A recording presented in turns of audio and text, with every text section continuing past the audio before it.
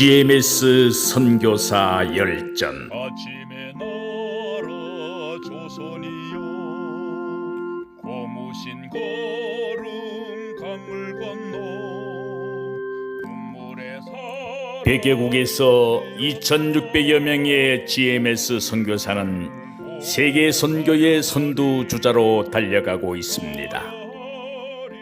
GMS 선교사 열전은 2023년 지금도 선교적 사명을 따라 사역을 감당하고 있는 자랑스러운 우리 GMS 선교사들의 드라마와 같은 삶과 사역을 찾아갑니다. 여러분에게 말씀드리겠습니다. 사실 저는 이제 중앙아시아나 또는 파키스탄 또는 몽골 쪽도 생각을 했고, 사실 파키스탄 쪽으로 선교를 가려고 준비를 했습니다.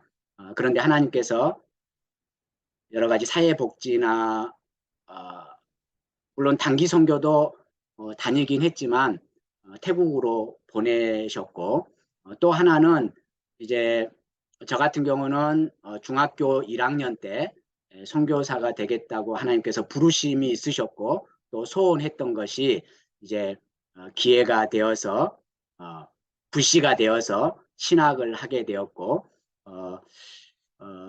그러다 보니까 이제 아마 만으로 하면 29에 조금 빠른 나이에 태국에 이렇게 정착을 하게 되었고, 태국에서 사역을 하게 되었고, 지금 현재 22년째 태국에서 이렇게 사명을 감당하고 있습니다. 제가 전도서 1장 말씀 우리가 다 아시는데, 사실 우리가 무엇인가 사역을 한다고 하지만 이미 성경에서 또 선교 역사 가운데서 귀한 선배님들께서 했던 것들이고, 그렇기 때문에 뭔가 새로운 것은 없다라고 저는 생각하지만, 그럼에도 불구하고 하나님께서 나에게 맡겨주신 사명이 무엇인가, 또 선교사의 사명이 무엇인가, 또 과연 선교가 무엇인가, 또 어떻게 이 시대에 우리 귀한 믿음의 선배들처럼 선교를 감당해야 할 것인가 늘 고민하면서 내 스스로를 점검하면서, 말씀 앞에서 점검하면서 이렇게 갖고 있는 선교사 중에 하나입니다. 이미 그럼에도 불구하고 모든 것들을 생각해 볼 때에, 물론 인생의 선배들은 더 많은 그런 생각들을 하시겠지만, 저 또한 늘 우리가 잊지 말아야 할 것은 하나님의 은혜를 잊어서는 안 되겠죠. 우리가 하나님의 은혜를 잊는 순간 교만하게 될 것이고, 결국 하나님께서 일구어 놓은 것들을 하나님의 영광을 가리우는 그런 일들을 하게 될 것입니다. 우리가 하나님의 은혜를 잊지 않는다면은 결국은 하나님 앞에, 또 많은 사람들 앞에 겸손하게 나아갈 것이고, 또 끝까지 순종할 수 있는 주님의 종들, 주님의 사명자들이 되지 않을까 싶습니다. 제가 PPT를 조금 준비했는데, 이 PPT를 뭐 사진이 또 그림이 중요한 건 아닙니다. 그렇지만 제가 뭐 자립선교위원회라든지 또 다음 세대 선교 포럼이라든지 이런 데서 하면서 준비했던 자료를 그냥 뭐 가감 없이 그대로 이렇게 보여드리면서 하나님께서 어떻게 저에게 또 태국 선교에 역사하셨는지를 좀 보여드리면서 설명을 하려고 합니다. 저는 선교 초창기 때부터 자립선교에 대해서 이렇게 외쳤던 것 같아요. 그 이유는 물론 누구나 그랬을 것 같아요. 우리 선배님들은 저보다 더 많이 힘들었을 것인데, 이제 주파선교회가 없었고, 사실 저는 이제 2006년 전까지만 해도 개혁 측 선교사였거든요. 이제 그런 부분도 있었고, 이제 어쨌든 주파선교회가 없었고, 선교 초창기 저희 그 선교 저의 모습을 보면은 한 2년 반 정도 굉장히 어려운 시기를 겪었습니다.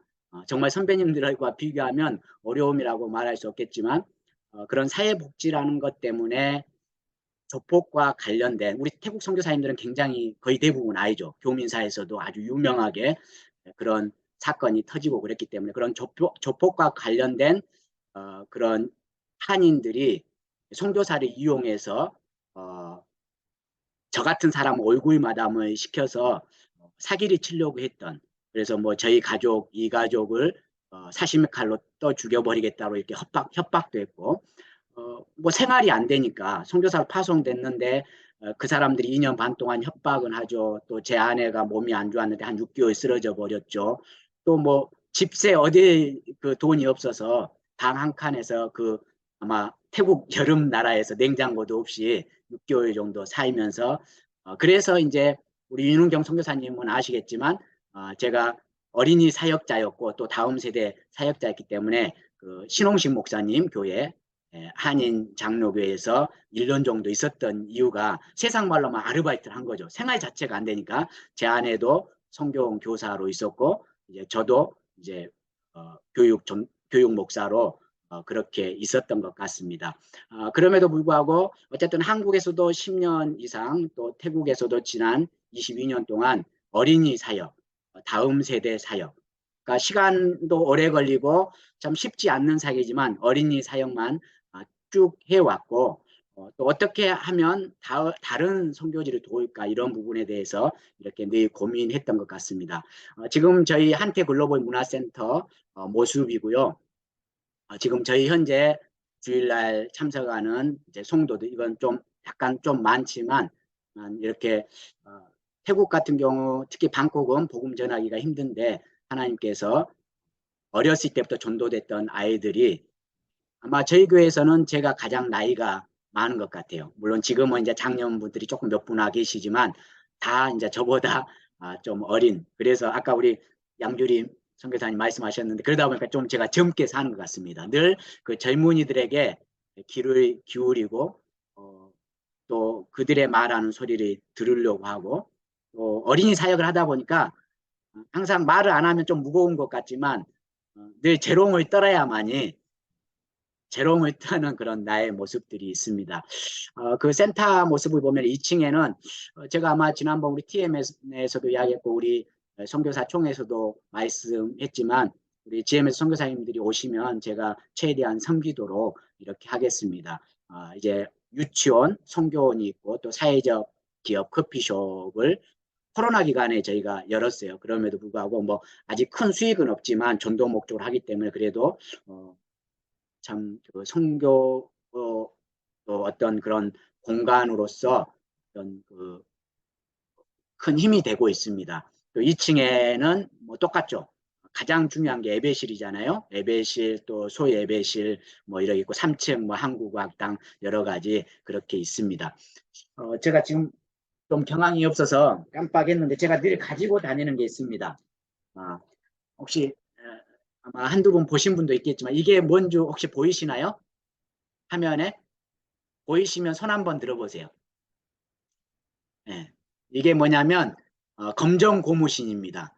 그래서 제가 이제 선교열전에 쓰면은 제 첫 글 제목을 나의 DNA는 검정 고무신, 제 카톡에도 검정 고무신이라고 이렇게 하고 싶은데요. 저는 이 검정 고무신을 365일 제가 가지고 내 머리맡에, 태국에서는 제 머리맡에 놔두고 또 어디를 가든지 제 가방에 늘 있고 또 제 아들에게도 한 짝을 하나는 제가 가지고 있습니다. 이게 뭐냐면 아까 서론에 제가 말씀드렸던 것처럼 하나님의 은혜를 잊지 말자는 거죠. 내 과거를, 우리의 역사를, 우리의 선배들을, 믿음의 그 순교자들 잊지 말자는 거죠. 특별히 저는 이제 제 고향은 여기에 지금 사진에 있는 그 어르신들이 제 모교회입니다. 제 고향은 이제 2평도 되지 않는 한평 아세요? 네. 아마 전라도가 아니신 분은 잘 모를 거예요. 한평 나비축제 아시죠? 이 한평 나비축제. 그래서 제가 우스갯소리로 제 고향은 2평도 되지 않는 한평입니다. 이렇게 하는데 제 고향이고 이곳에서 선교사님 3분이 나왔고 제 어린 시절을 보면은 지금은 이분들이 다 장로님, 권사님이시죠. 목사님을 못 모시니까 은퇴하신 목사님 사례비를 드리지 조금만 드려도 사역하실 수 있는 그런 은퇴하신 목사님이 그동안 목회를 감당하셨고 저를 포함해서 뭐 10대 명밖에 되지 않죠.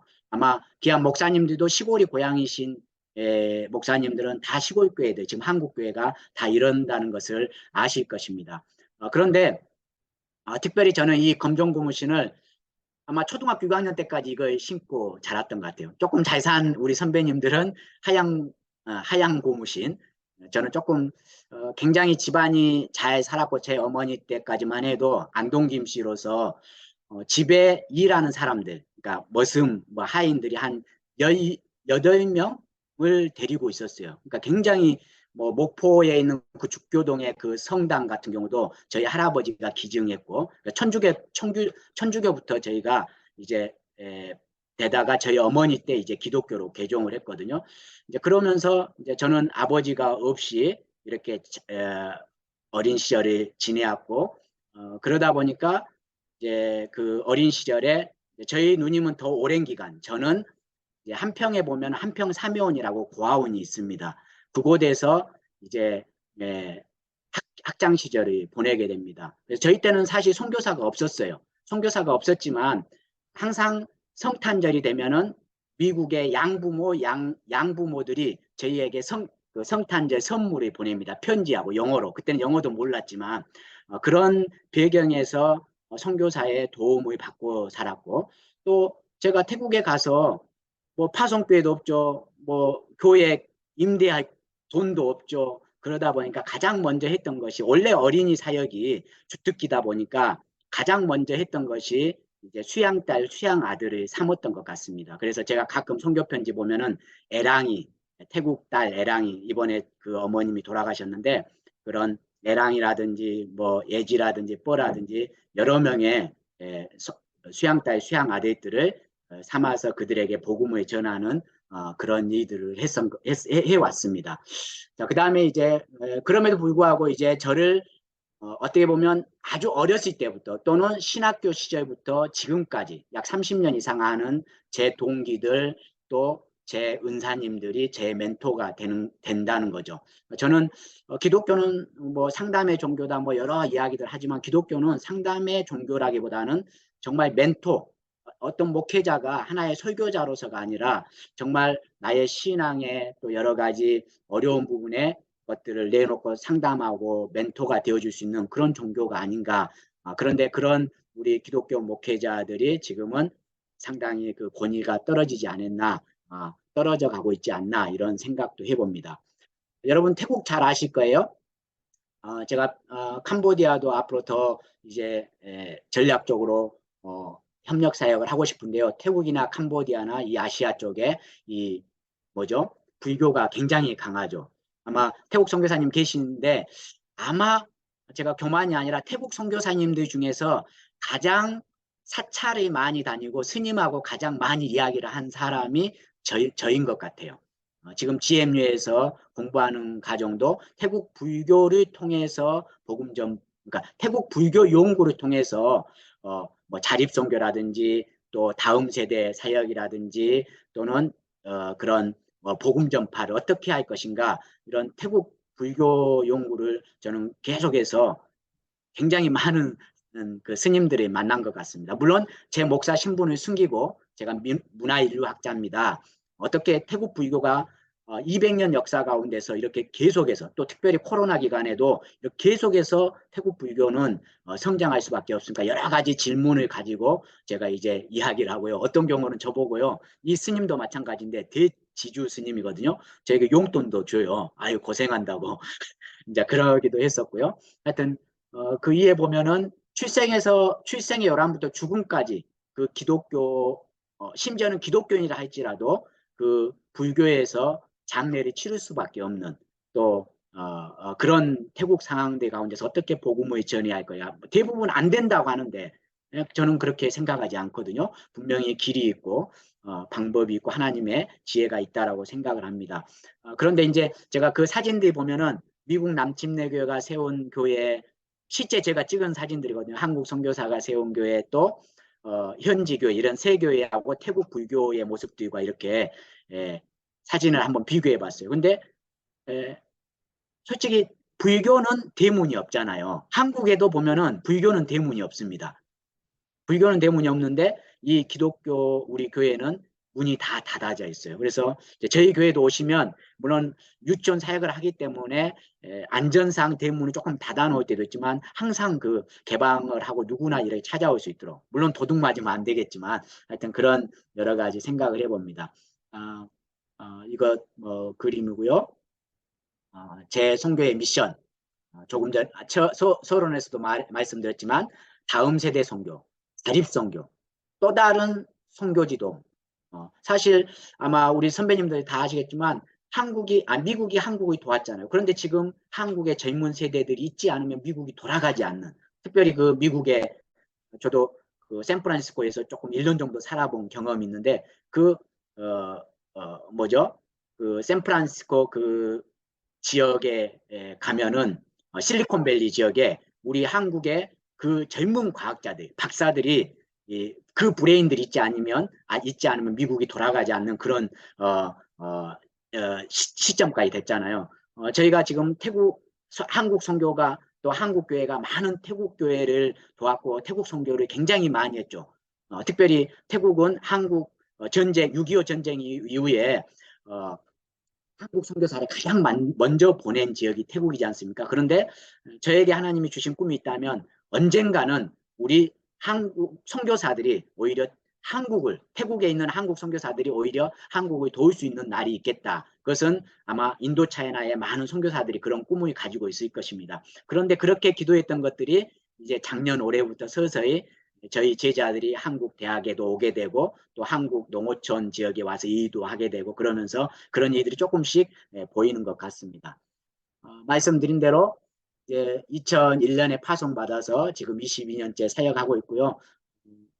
이 이력은 제가 나타내려고 하는 게 아니라 그 자립선교 같은 데서 강의하면서 이것을 좀 메모해 놔봤는데, 저는 이제 전기쟁입니다. 그러다 보니까 건축이나 이런 부분도 조금 더 아는 것 같고요. 또 특별히 저는 저희 자녀들에게 10의 3조 신앙을 학교 다닐 때부터, 어렸을 때부터 지금까지 이제 가르치고 있고, 앞으로도 저희 자녀들이 그런 사명들을 감당하리라고 믿고요.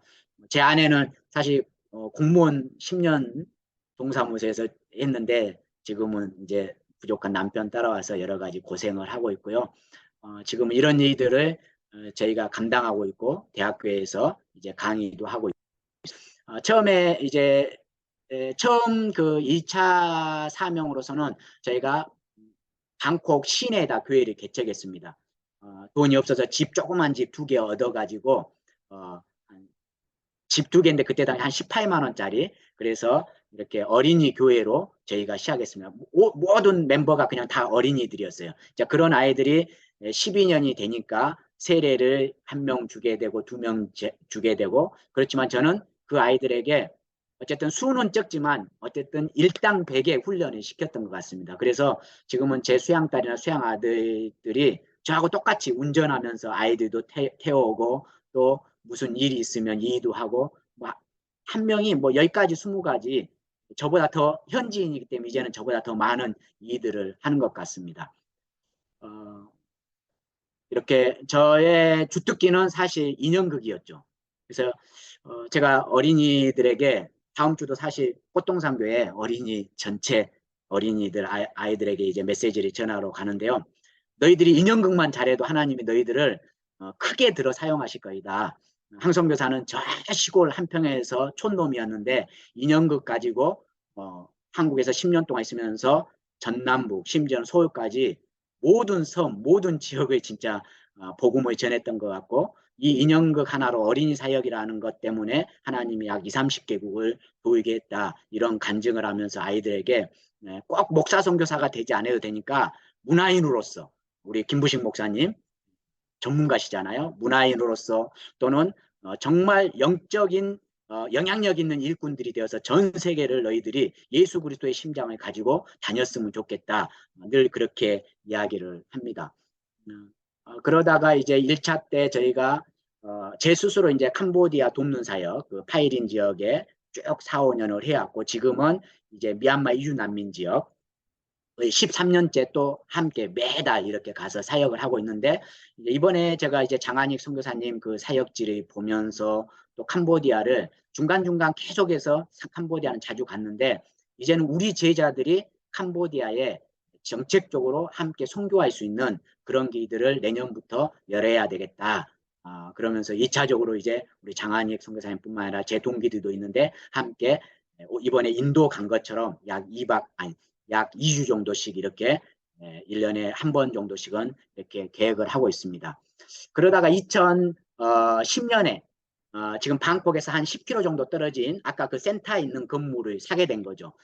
그런데 뭐 이제 기존의 교회에서 5년 동안 있으면서 나갈 시기가 되기도 했고, 근데 이 땅을 2006년에 사실 보기는 봤는데 3년 반 동안 이 땅을 살려고 하는데 살 수가 없는 거예요. 왜냐하면 이 땅값이 5억이 넘었어요. 미친놈이잖아요. 단돈 1,000만 원이 없어가지고도 아이들 학교도 사실 아마 윤은경 선교사님은 아시겠지만 그 크리스탐 슥사 아시죠? 태국 기독교 학교 그 로컬 학교인데 예, 거기에 이제 영어로 하는 공부가 있고 또 태국어로만 하는 공부가 있어요. 태국어로 하는 공부가 만바시니까 학비가 30만 원이었어요. 그 30만 원이 없어가지고도 우리 아이들 학교를 제대로 못 보내서 태국 교회가 우리 아이들 장학금을 줘서 그 30만 원짜리 학교를 보냈었거든요. 근데 하나님이 지금 있는 센터 자리 700평을 저에게 보여주신 거예요. 보여주셨고 하나님이 주시겠다는 거예요. 저는 뭐 은사도 없고 뭐 방언도 못하고 뭐 꿈을 꾸지도 않고 그런데 그 마음에 3년 반 동안 계속해서 하나님이 너에게 주겠다는 거예요. 심지어는 이제 안식년에 갔다 왔는데도 그 땅이 안 팔리고 저에게 주겠다는 거예요. 근데 어떻게 5억이란 1억이란 돈도 엄청난 거잖아요. 살 수가 없잖아요. 그런데 그 땅을 위해서 시내에 있던 저희 교회 아이들 뭐 몇십 명과 함께 매주 정말 주일 예배 후면 매주 그 교회를 그 땅을 보러 간 것 같아요. 기도하러, 땅밟기 하러. 하나님이 주고 싶은 거예요. 근데 그 안에 이제 철제 공장이 있었고 그 땅을 임대해서 살고 있었던 사람들이 있었어요. 어느 날인가는 소문이 나가지고 저 한국 선교사가 한국 사람이 이 땅을 사가지고 국제학교를 한다 이렇게 소문이 나가지고 문을 안 열어주는 거예요. 그러면은 이제 대문을 붙잡고 우리 아이들과 함께 기도하고 3년 반 동안 100번 이상을 그 땅을 가게 됐었습니다. 그런데 놀라운 사실이 이루어졌죠. 그 땅이 5억이 넘던 땅이 3년 반 안에 은행에 저당 잡히는 거예요. 은행에 저당 잡히면서 3년 반 동안 4억, 3억, 2억, 1억 8천까지 내려가는 거예요. 근데 이제 그 이상은 그 이하는 안 내려갈 것 같더라고요. 그래서 그 땅을 하나님께서 주셨다라고 확신하고 사겠다라고 계약을 했죠. 근데 그때 당시 저희가 돈을 모아놓은 게 이제 거기에서 조금만 돈을 더 모으면 우리 아이들이 좀 이제 2가지 랭귀지 태국어하고 영어를 할 수 있는 그런 학교로 갈 수 있는 그런 기회도 있었고 또 좋은 학교로 갈 수 있는 그런 기회들이 있어서 180만 원을 모아놓은 게 있었어요. 이 180만 원을 들고 땅 주인에게 딱 갔는데 땅 주인이 저에게 하는 말이 뭐냐면 아짠 푼 콤바르플라우 그러더라고요. 그게 뭔 말이냐면 선교사님 아니 당신 바보 아니야? 1억 8천이면 적어도 10%니까 1,800만 원은 들고 와야 되는데 어떻게 180만 원 들고 와서 계약하자고 그러냐고 그러더라고요. 그런데 또 놀라운 것은 그래도 난 당신과 3년 반 동안 당신이 살 것 같으니까 하면서 계약을 해주더라고요. 그 계약서를 들고 사실 이 땅을 위해서 기도해 주셨던 강주에 지금은 좀 어려움이 있지만 아주 가장 큰 교회가 있었어요. 의사 선생님들도 와서 이 땅은 정말 항성교사에게 하나님이 붙여주신 것 같다고 하면서 장로님들이 의사 선생님들이었거든요. 그 땅에다가 영역 표시도 해주시고 무슨 말인지 아시죠? 장로님들이 이 땅은 항성교 땅이야, 항성교사 땅이야 하면서 보시고는 딱 영역 표시해주고 가시고 무슨 말인지 모르십니까? 네. 하여튼 그런데 그래서 저는 그 교회에서 1,000만 원이라도 아니 2천만 원이라도 후원할 줄 알고 그 계약서를 들고 1월 달에 왔죠. 그런데 앞불사 제가 그 계약서를 들고 그 교회 찾아간 날 교회가 두 표로 이미 나눠져 있었죠. 멱살을 잡고 아주 요란하게 싸운 그 모습을 보면서 제 아들과 함께 울었어요. 정말 손 들고 어떻게 주님의 교회가 이럴 수 있냐고 어떻게 이럴 수 있냐고 세상에 빛이 돼야 할 교회가 이렇게 말하고 싶었지만 그러지는 못하고 지금까지도 그 교회에서 단돈 100만 원 하나 후원하지를 못했습니다.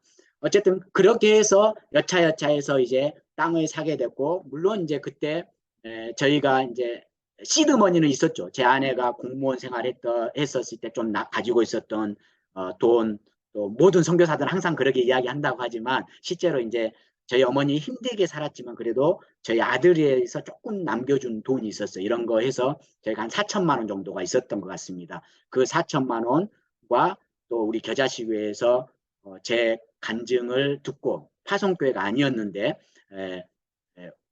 직접 현장을 와보시고, 야, 정말 이 교회는 국립학교하고 사립학교하고도 붙어 있고, 또 공항하고도 10km가 떨어져 있으니까, 정말 항송교사가 어린이 사역하는데 필요한 땅인 것 같다 하면서, 이제 겨자씨교에서도 또 후원을 했었고, 여러 십시일반 후원과 함께 제가 아마 빚을 8,500만 원 정도 지면서, 처음으로 인생에서 저는 빚 지는 게 죄라고 생각을 했거든요. 근데 그때 처음으로 이것은 꼭 해야 되겠다 하면서 빚을 져가면서 이 땅을 이제 구입해서, 제가 전기쟁이라고 했잖아요. 근데 그 땅 안에 공장 건물이 있었거든요. 이 공장 건물만 좀 개조를 하게 되면은 우리가 유치원과 기존의 교회와 한국 합당할 수 있을 것 같아서 3개월 만에 이 공사를 제 손으로, 물론 인부들이 사기도 했지만 전기공사는 저희가 100%다 하면서 이렇게 예쁘게 꾸며가지고 이제 교회를 했죠. 근데 이게 이제 오래된 건물이다 보니까 태국은 6개월간 비가 오잖아요. 그리고 땅이 싼 대신에 지대가 도로보다 1m가 낮았어요. 그러다 보니까 6개월마다 항상 물이 차고 물 퍼내는 일이 일이었어요. 뭐 진짜 우리말로 짠할 정도로. 저도 마찬가지지만 우리 선생님들이 우기철만 되면 항상 물 퍼내는 이런 일. 그래서 건물이 중요한 게 아니란 걸 알고 있잖아요. 또 일꾼이 있어야 되고 사람이 중요하다는 걸 알고 있는데 2007년에 들어와서는 2017년에 들어와서 이제 한 7, 8년의 빚을 갚으니까 한 2,500만 원 정도 빚이 남더라고요. 그래서 이제는 그래도 건물을 시작해야 되겠다. 현지인들이 지을 거라고 생각을 했지만 그래도 이 센터 건물은 단순히 교회 건물이 아니라 센터 건물은 하나님께서 나에게 허락해 주셨고, 또 망고 프로젝트라든지 이런 것들을 하나님께서 기회를 주셨기 때문에 자립으로 최대한 지어야 되겠다 해서 2017년에 지었는데, 짓기 시작을 했죠. 사실 공사를 아는 사람이고 건축을 아는 사람이기 때문에 저희 정도 건물이면 아무리 많이 걸려도 돈만 있었으면 1년이면 지을 수 있거든요. 그런데 지금 현재 이제 7년째 짓고 있습니다. 근데 뭐 아세안 10개국에 대해서 중요성에 대해서는 너무 잘 알 거예요. 저희 교회가 있는 지역은 이렇게 방콕 공항에서 한 10km 떨어져 있고 그 근처에 국제대학교도 있고 큰 대학도 중국인 대학교도 있고 이제 사립 또 국립 학교들이 있고요. 이런 땅 배치도고요. 이제 우리 어르신들이 그랬잖아요. 시작이 절반이라고 했잖아요. 그래서 저는 이제 기초 작업만 해도 저는 50% 했다라고 생각을 했어요. 왜냐하면 이 방콕은 진흙 땅입니다. 바위가 없어요. 그래서 지진이 없어요. 지진 해일도 없고 자연재해가 없습니다. 그래서 태국을 노인들의 천국이라고 합니다. 일단은 날씨의 변동이 없기 때문에 어떤 그 뇌졸중 이런 것들이 없고, 또 사시사철 여름이기 때문에 뭐 관절계통도 그렇게 병이 없고, 그래서 서구 유럽, 특별히 그 동구 유럽의 그 연세 드신 분들이 굉장히 방콕에 와서 많이 은퇴자들이 방콕이나 파타야에서 많이 살잖아요. 그런데 방콕은 어쨌든 진흙 땅이기 때문에 이렇게 큰 파일 있잖아요. 콘크리트 파일, 이렇게 어깨 넓이 이렇게 한 움큼 되는 이런 콘크리트 파일, 그 두께의 콘크리트 파일 30m짜리가 저희 센터 밑에 바위 역할을 해야 하는 그런 파일이 61개가 박혀 있어요. 그것만 해도 몇 천만 원이었어요. 그 땅까지는 샀는데 그 파일 작업만 해도 몇 천만 원인데 이게 감당이 안 되더라고요. 또 땅 살 때 그나마 십시일반 뭐 500만 원, 1000만 원 후원들 하셨기 때문에 어떻게 또 건축하는데 또 손을 벌리겠어요. 그런데 여러분 기억하실 거예요. 2017년에 한국에 무슨 일이 있었냐면, 이제 이렇게 보시면 이렇게 파일 박는 작업이거든요. 실제로 이렇게 긴 파일을 60m짜리 파일을 박는 거예요. 근데 2017년에 여러분 한국에 무슨 일이 있었냐면 조류독감이 있었어요. 아시죠? 조류독감, AI. 닭들이 뭐죠? 감기 걸리는 거. 그래서 한국에 계란파동이 있었습니다. 한국에 계란파동이 있었는데 저는 물론 망고를 조금씩 보내고는 있었지만 뭐 무역이나 이런 걸 잘 몰랐잖아요. 근데 그 계란파동이 있을 때 그 전에 이제 제가 어떤 일들을 많이 했냐면 NGO 활동을 하고 정식 사회복지사였으니까 태국인들을 통역을 해서 한국인들이 사기쳐가지고 돈 못 받는 거, 무역해가지고 한국인들이 돈 안 갚는 것들, 이런 것들을, 그리고 통역하는 일들, 정말 커미션 하나 받지 않고 많이 도와줬어요. 또는 어떤 제약회사에, 그 제약회사에는 지금도 12월이 되면 항상 돈이 조금씩 제 통장에 들어옵니다. 말없이 들어와요. 한국인들은 그러지 않아요. 뒤통수만 치는데 그것도 크리스찬들이. 이 태국인들은 진짜 지금도 매월 12월이 되면은 그 제약회사에서 저에게 돈이 일부 들어옵니다. 올해는 이만큼 선교사님이 도와줬는데 이만큼 수입이 됐어요. 그러니까 그런 제약회사의 한국 그 인삼 가루라든지 이런 것들을 제가 런칭을 이렇게 연결을 해줬던 것들이 저에게 이제 그런 머니를 패시브 머니라고 합니까? 말없이 들어오는, 그냥 자동적으로 들어오는 그런 돈들이 있죠. 이제 그런 좋은 일들을 하다 보니까 그 계란 파동이 있을 때 한국 정부 쪽이나 태국 정부 쪽에서 저 같은 사람을 찾은 거예요. 왜 그러냐면 일반 비즈니스맨을 찾으면 계란이 없어서 부족했던 것이 아니라 숨겨놓고 그 가격 인상을 위해서 장난을 치는 거예요.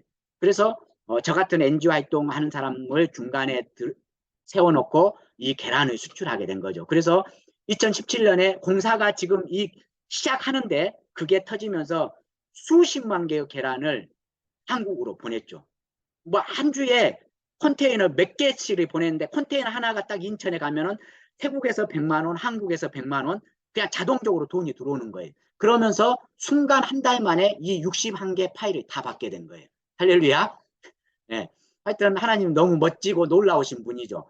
그러면서 도저히 이것도 뭐 1년 이상 파일 박는 작업도 1년 이상 걸렸을 건데 한 달 만에 그게 끝나면서 그게 만약에 계란 수출이 12월까지 했으면 그 해에 2017년에 공사가 거의 다 마무리됐을 것 같아요. 근데 하나님은 또 그렇게 하시지 않더라고요. 그러면서 이제 어쨌든 건물들이 올라가게 됐습니다. 골조가 매월 이렇게 한 층씩 올라가도록. 이건 이제 후원도 있었고 기도도 있었습니다. 왜? 선교사는 기도와 후원이 없으면 저는 안 된다고 봅니다. 아무리 자립선교를 하더라도 물론 우리가 자립선교를 위해서 최선을 노력해야 되겠지만 그런데 이제 망고를 통해서 약 70% 특별히 코로나 기간에는 100% 저희가 자립을 했어요. 코로나 지난 2년 동안에는 망고가요 만상자를 팔 수가 없거든요. 솔직히 3개월 동안 3, 4, 5월 3개월 동안 만상자를 팔 수가 없는데 여기에 증인들 있죠. 우리 양주림 선교사님, 윤은경 선교사님, 또 제가 너무 존경하는 우리 배한호 선교사님, 늘 선주들에게 제 망고 사가지고 이렇게 해주시고 또 김부식 선교사님, 다 지금 여기에 들어오신 분들은 제가 이름 다 안 부르셔도요, 다 제 망고에 그 뭐라 하죠?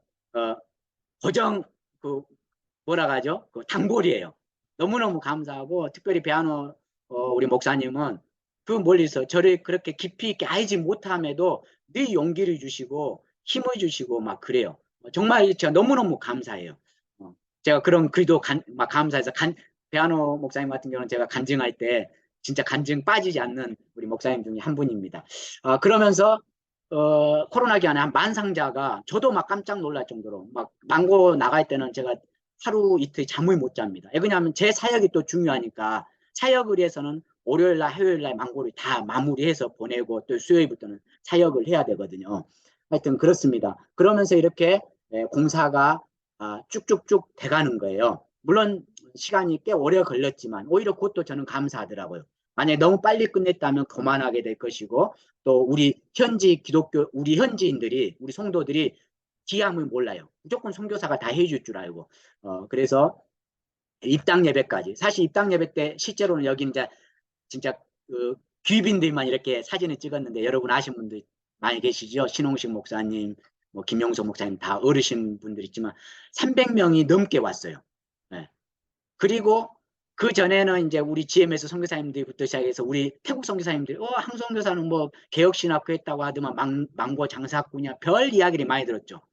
일은 하지 않고 맨 장사만 한다고 이런 말부터 시작해서 망고를 안 사주신 분들은 그렇게 이야기하거든요. 저는 부끄럽지 않았어요. 왜? 제가 한평 과원에 살 때 또 한평 시골에서 살 때 저를 키워주신 목사님들이요. 주일날은 이렇게 멋지게 양복을 입고 설교를 하셨지만 평일날은 다 일을 했어요. 정말 다 일을 했습니다. 니아카를 꽂고 다니면서 또 실제로 또 저를 선교사 보낸 다음에도 감농사, 매실농사 지어가지고 1년에 한 번씩 저에게 30만 원씩 정기적으로 보내주셨고요. 그러니까 저는 제가 목사 선교사를 할지라도 다 그럴 필요는 없지만 하나님이 나에게 기회를 주셨다면 또 필요하다면 이제 목사라고 하지만 평일에는 트럭 꽂고 다니면서 일해야 된다. 그래서 망고를 한국으로 수출만 보낸 게 아니라 저는 태국에서 안 해본 장사 없이 다 해본 것 같습니다. 기독교인들이 심구어 놓은 그런 뭐죠? 망고뿐만 아니라 뭐 배추 장사도 해본 것 같고 아보카도 장사도 해본 것 같고 두리안도 아마 태국 선교사님 중에 제가 가장 잘 까는 것 같아요. 실제 농장 가서 트럭에 한 트럭을 싣고 와요. 그러면 한 트럭 뭐 팔면 한 만 바 남아요. 30만 원 남지만 저에게는 그렇게 큰 돈은 아니야. 안 해도 돼요. 그런데 우리 아이들 한 학기 학비가 되잖아요. 그리고 그걸 나눠줄 수가 있고요. 하여튼 그렇습니다. 지금 현재의 지난 코로나 기간에도 계속 공사가 되었고 지금도 공사가 돼 있습니다. 사실 올 12월까지 건축회사에서 마지막 건축비를 갚지 않으면 저희를 법적으로 소송받게 하겠다고 뭐 그렇게는 하지 않겠죠. 그런 상황까지 있지만 하나님께서 나머지 한 8천여만 원 조금 남아 있거든요. 그런데 해결해 주시리라고 믿습니다. 저희 센터에서 이런 일들을 하고 있습니다. 그러니까 기존에 우리 선배님들은 이제 어떤 NGO 활동 같은 거 많이 했잖아요. 근데 저희는 이 밑에 보면은 세 가지 일이 함께 돌아가요. 비즈니스 센터, 종합복지관, 선교센터. 그러니까 정식 법인을 내서 제가 일을 하고 있고요. 목사 선교사 중에서 특별히 우리 GMS 선교사, 태국 선교사 중에서는 워크퍼밋, 정식 외국인 합법 투자 법인 주식회사를 가지고 있습니다. 그것도 11년 동안 저는 비자 없이 캄보디아 3개월마다 한 번씩 이렇게 다녔거든요. 예전에 선배님들 그렇게 많이 했죠. 너무너무 힘들고 자존심도 상하고 이민국에서 막 꼬치꼬치 따지면 뭐 정말 힘든 어린애들이 데리면서 우리 아이들 데리면서 이렇게 다녔는데 11년 만에 이제 비자를 정식 주식회사 법인 비자를 받게 됐죠. 그런데 그리고 이제 그 이후에 중국도 가고 인도도 가고 미얀마도 이렇게 가는데 저는 그냥 갔어요. 그런데 우리 주위에 있는 선교사님들이 어떻게 중국을 갔다 왔냐고. 근데 알고 보니까 제 비자가 이제 비즈니스 비자잖아요. 그러니까 자연스럽게 그동안 다녔던 것 같고, 그런 부분에서는 하나님께서 부족하지만 정말 그동안에는 어쨌든 제 앞가림을 하지 못해서 이렇게까지 왔지만 앞으로는 정말 선교사들을 섬길 수 있는 그런 일들이 더 있지 않을까 이런 생각을 해봅니다. 그래서 어떤 재산권 보호는 그런 비즈니스적인 합법적인 그런 투자 법인이 어떤 재산권을 보호하고 있고 실제 일은 사실 선교센터 개념이죠. 비록 건물에 십자가는 없다 할지라도 영향력 있는 예배 또 기독교적인 그 복음이 전달되는 그런 일, 또 불교에 대처해서 저희 센터가 종합복지관 같은. 그래서 제가 사실 태국에 있으면 가만히 앉아 있어도 저희 유치원 학생들부터 시작해서 하루에 한 100명씩은 매일 보는 그런 지금 공간보다는 모일 수 있는 그런 초소, 스페이스 그런 장소의 역할을 하고 있습니다. 이 사진은 실제로 제가 2017년에 계란 수출했던 장면입니다. 그래서 지금도 그 계란 수출했던 그 장면 뉴스나 신문 보도에 보면 옆에 제 모습, 제가 메인은 아니잖아요. 특별히 저는 제 실체를 감추고 했기 때문에. 근데 그 옆에 있는 모습들이 제가 다 했던 거고 그 신문 내용들도 제가 다 함께 썼던 거 번역했던 내용들입니다. 그래서 그리고 이제 망고를 제가 한국 수출뿐만 아니라 태국 내에서도 또 저 때문에 1년에 한 번 내지 두 번이 우리 교민들이 망고를 공짜로 먹어요. 이제 팔고 못 파는 망고들은 제가 어떻게 제가 망고를 선물을 하겠어요. 근데 교민 전체한테 이렇게 1년에 한두 번씩 뿌리기도 하고 또 한국에 있는 목사님들에게도 어떻게 선교사가 선물할 수 있는 기회가 없잖아요. 그래도 저는 매번 뭐 목사님들 또 사회복지단체들 또 고아원들 이런데 또 장애인 시설에 또 나름대로 또 선교사님들 어려운 때 그 응급사고 있을 때 저도 이제 무명으로 또 그 헌금들을 나름대로 꽤 했던 것 같습니다. 근데 이제 더 많이 섬기지 못해서 죄송하고 내년이나 내후년부터는 더 많이 섬길 수 있을 거라고 이제 생각을 해봅니다. 제 아내는 어쨌든 공무원 출신인데 지금 바리스타. 그래서 저희는 커피숍의 목적은 아니지만 계속해서 그런 도이창 지역의 커피, 그러니까 방콕에서 박람회 할 때는 저희가 이제 핸드드립 커피는 좋게 먹어야 합니다. 이런 교육을 쭉 해왔던 것 같고요.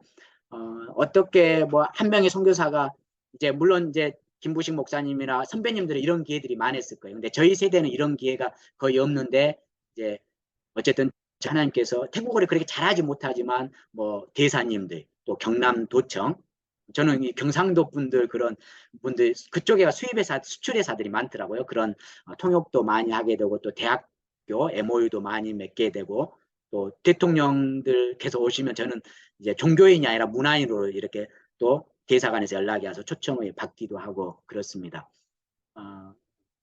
국제기아봉사단 이렇게 사역하고 있고 이제 그동안에 이렇게 함께했던 교회들 또 저는 어린이 또 다음 세대 사역을 하다 보니까 사실 젊은 아이들 또 유치원 아이들 초등학교 아이들을 단기 선교를 좀 많이 오게 해요. 왜냐하면 이미 중학교 고등학교 대학생이 되면 이제는 한국이 복음 전하기 힘들어요. 그래서 기독교 교육도 이제는 한국이 힘들다고 그러잖아요.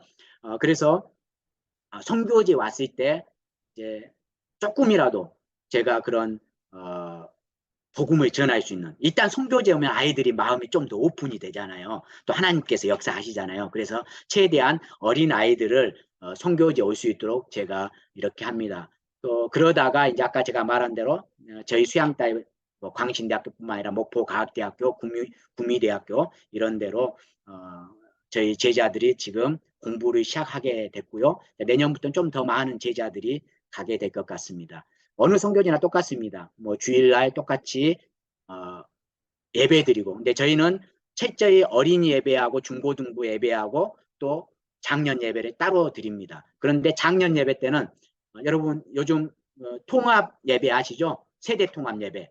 수가 적어서가 아니라 저희 어렸을 때만 해도 여기 계신 선배님들이 다 그러셨잖아요. 우리 때는 당연히 주일날 낮 예배도 드리고 주일학교도 드리고 수요일날도 드리고 뭐 새벽 기도도 그냥 가서 드렸잖아요. 네.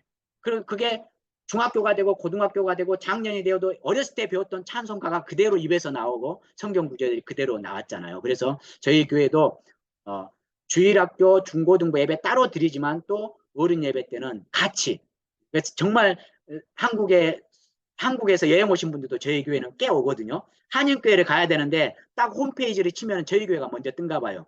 그래서 저희 교회 오면은 야 우리 선교사님 교회는 아이들과 함께 예배 드리는데 너무 은혜스럽다고 애들이 별로 안 떠들고 조용히 있다고 막 하여튼 그런 말도 듣습니다. 지금 여기에 있는 우리 김분남 집사님이나 최원성 그 권사님 대표님도 저희 교회에 나오고 있거든요. 나왔었고 그렇습니다. 저희 이제 유치원 그러니까 성교원이죠. 성교원 복음을 전하기 위해서 교육부에 또 등록하면은 복음을 제대로 못하니까 성교원으로 이렇게 매일 월요일부터 금요일까지 그러니까 쉬는 시간이 없죠. 저뿐만 아니라 우리 성도님들, 우리 선생님들도 좀 짠하죠. 그렇지만 열정 페이는 안 합니다. 최대한 다른 지역보다 최대한 더 해드리려고 하고요. 그리고 이제 2층에 어린이 예배실은 지금 영어 도서관을 꾸몄는데 아직 실행은 하지 못하고 있습니다. 아직까지는 하지 못하는데 이제 우리 유치부 아이들에게 조금씩 하고는 있지만 구체적으로 하지 못하지만 이제 내년부터는 정식적으로 할 수 있으리라고 보고요. 그 다음에 저희가 이제 한국어 학당을 하고 있고 그동안에는 이제 저희 센터에서 한국어 학당을 하다가 지난 학기 때 저희가 일반 대학교에 한국어 학당 개설을 했어요. 그래서 한 270명을 가르쳤는데 다시 이제 우리 학당에서 하기 위해서 지금 강구를 해서 학생들이 모집하는 중에 있고요. 270명 한국어를 가르쳤던 모습들이고 이거에 대해서 이것만 가지고도 제가 1시간 이상 설명을 할 것 같고 어떻게 하면은 이 사역을 우리 한국 선교사들이 잘 할 수 있을 것인가. 저는 이것도 그냥 공짜로는 하지 않았던 것 같습니다. 당신 자기들이 필요하니까 한국에서도 그랬고 태국 대학에서도 저희 이 교수진들에게 굉장히 그 정당한 처우를 해줬어요. 말씀드리겠습니다. 한 400만 원 정도 해줬던 것 같습니다. 3개월 정도 매달 그렇게 해서 저희 또 제자들이 또 응당의 보수를 받게도 됐고요. 또 저희 센터 안에 미얀마 이주 난민 지역에서 온 아이들 또 시골 지역에서 온 아이들 그러니까 이제 치앙마이나 지방에는 그 기숙사 사역을 많이 하거든요. 근데 방콕에는 기숙사 사역하는 선교사님들 그렇게 많지 않았어요. 근데 우리는 하나님께서 센터를 주셨기 때문에 거기에서 지금 기숙사 사역을 하고 있고 이제 주말에는 더 많이 오고 내년에는 또 한두 명이 더 추가가 될 것 같고요. 이제 이 애들이 방콕에서 양질의 교육을 받고 다시 미얀마 쪽으로 선교를 간다든지 또는 이 중에서는 또 한국으로 신학이나 대학을 공부하려고 하고 있고요. 또 앞에 있는 우리 멋지게 생긴 이 남자 친구는 한국에서 온 친구입니다. 저 때문에 또 태국의 국제대학교에 한 10명 이상의 아이들이 공부를 해서 지금 박사가 된 친구들도 있고 캐나다에 가 있는 친구, 미국에 가 있는 친구들. 어쨌든 저는 태국의 다음 세대들을 위해서도 사역을 하지만 또 한국의 다음 세대들을 위해서도 이렇게 사역을 합니다. 문화를 위해서 복음을 전하기 위해서 또 많이 이렇게 노력을 했고요. 우리 장한익 목사님, 김부식 목사님 저보다 더 선배로서 이런 모델, 좋은 모델을 보여주셨을 것입니다. 축구부가 있고요. 저는 개발인데 우리 제자가 또 축구 선수예요. 그래서 지금 우리 건물 안에 지금 축구장을 조그맣게 짓고 있습니다. 저희 커피숍입니다. 저희 커피 진짜 맛있거든요. 우리 김분남 집사님도 오셔서 커피 별로 안 좋아하는데 우리 커피 너무 직접 로스팅해서 하거든요. 그래서 오시면은 특별히 제 아내가 선교사님들 오시면 커피를 대접하겠습니다. 더 맛있어요. 하이볼칠 같죠? 그 다음에 이 망고 프로젝트입니다. 정말 감사해요. 이 요리천사 같은 경우는 제가 딱 한 번 만나서 저를 알지도 못하는데 네, 이 블로그거든요. 우리나라 파워 블로그입니다. 10만 명이 넘어요. 근데 여기서 저희가 그렇게 1억이란 돈이 한 해 동안에 해서 모든 예산이 돌아갈 수 있었던 것들은 뭐냐면 이 블로그에 우리가 망고를 광고를 하게 되면 한 박스당 5,000원씩을 다 뜯어가거든요. 대부분 5,000원, 7,000원. 근데 여기서는 100%를 저희에게 후원을 해줘요. 또 저도 잘 모르지만 작년까지는 제가 후원교회도 아니에요. 부산 수영로교회 그런 권사님, 장로님들이 자원봉사로 망고 그냥 1000박스를 하루 만에 다 보낸다고 해보세요. 택배를. 그런 일이 막 도와주셨어요. 물론 저도 망고로 선물을 하긴 하지만 저도 모르는 분들이 그렇게 많이 도와주셔서 너무너무 감사하고 그분들이 꼭 우리 태국에 한번 오시라고 해도 오지도 않아요. 선교사님 이 돕는 것만 해도 감사하다. 물론 부산 수영로교회가 저를 후원하고 그러지는 않습니다. 실제로 이렇게 하고 있고요. 사실 올해는 저희가 소비자 선정 우수기업 최고 브랜드상 최고 대상을 받았어요. 그래서 저한테 상을 받으러 오라고 하더라고요. 그런데 지난번에 우리가 독일 그 성지순례 갔었잖아요. 그때 우리 목사님께서 그 말씀 하셨잖아요. 예. 목회자는 매스컴을 타면 안 된다. 근데 저는 그걸 잘 몰랐는데 이거 상 타러 온다 할 때 저는 안 간다고 해서 시간도 없었지만 내가 비즈니스맨은 아니잖아요. 물론 비즈니스맨이 나쁘다는 게 아니에요. 내가 아직은 목사고 또 앞으로도 목사인데 이런 거 함부로 상을 받아가지고 세상에 언론에 알릴 필요는 없다. 그래서 제가 종중히 거절을 했죠. 근데 참 잘했던 것 같아요. 물론 지금은 이제 우리 젊은 친구가 한 명이 도와주고 있어요. 그래서 내년에는 그 젊은 친구를 위해서도 필요하지 않겠나. 이런 이제 물 프로젝트인데요. 이런 건 우리 선교사님들이 좋은 아이템인 것 같아요. 우리 제자들에게 직업을 만들 수 있는 굉장히 좋은 물을 최고의 좋은 물을 만들어서 일반 물보다 더 싸게 판매하는. 그래서 우리 제자 한 명이 직업이 그냥 한 명 그 월급이 나올 정도로 그런 일들도 했으면 좋겠고 이런 프로폴리스 같은 경우도 아주 좋은 아이템이었죠. 자, 어쨌든 그런 수익을 통해서 우리가 매년 성탄절 주간이 되면은 한 3,000명 돕기를 그동안 해왔고요. 불가능한 것 같은데 우리 30명, 40명 성도들이 10배, 100배의 일을 했던 것 같아요. 안 된다고 했는데 실제 3,000명을 도왔어요. 그리고 1년에 한 2번 정도씩 태국 내에 국내 단기 선교를 쭉 해왔었습니다. 왜? 태국 교회가 부흥하지 못한 이유가 결국 그 결론을 찾아보니까 자국민이 선교를 하지 않았던 거예요. 우리 한국 교회는 이보다 더 어려운 시기에 선교를 했고 교회가 부흥했잖아요. 전도를 했고. 근데 태국은 받기만 했지 선교를 안 했던 것들이 있으면서 야, 비록 어린 아이들이지만 청소년들이지만 선교를 가르치게 해야 되겠다 하면서 지금부터 수년 전부터 계속해서 자국 선교를 해왔고 이제 작년부터 이제 거의 한 5분 정도 하고 마치겠습니다. 작년부터는 이제 라오스, 그 다음에 올해 인도 단기 선교 2주씩 이렇게 가는데 정말 놀라운 일들이 있었죠. 인도 비행기 값만 해도 1,000,000원이었어요. 저희들이 아무리 한다고 해도 제가 망고를 아무리 판다고 해도 또 건축비라든지 여러 사역비가 들어가기 때문에 이 단기 선교 간다는 게 도저히 불가능하거든요. 그런데 인도에 있는 목사님 물론 여러 가지 중간에 또 우리하고 관계된 우리 송도 수양 아버지기도 하시지만 1,000,000원을 그 목사님이 우리 젊은 세대를 위해서 비행기 값을 후원하는 그런 일들도 있었고요. 작년에도 이제 라오스 같은 경우도 가기 힘든데 하여튼 하나님께서 여러 가지 기회를 주셔서 이렇게 라오스 아마 내년에는 캄보디아 가리라고 분명히 확신합니다. 그래서 이제 실제 저희 젊은이들은 다 단기 선교팀들입니다. 어린아이들. 뭐 이 친구들이 성도고 이 친구들이 단기선교팀이고 다 그러죠. 이 땅 베개 역할들을 하고 있습니다. 그리고 이제 제 꿈이 뭐냐면 방콕에만 복음을 전하고 내 센터만 하면 안 되잖아요. 그러면서 기도했던 게 저희 센터를 지으면서 미얀마 이주 난민 지역에도 센터가 지어지게 해주세요 했는데 지금 2년 동안 짓고는 있지만 이제 이달 말이면 거의 마무리될 것 같아요. 지금 청소년들을 위해서 센터가 지어지고 있고요.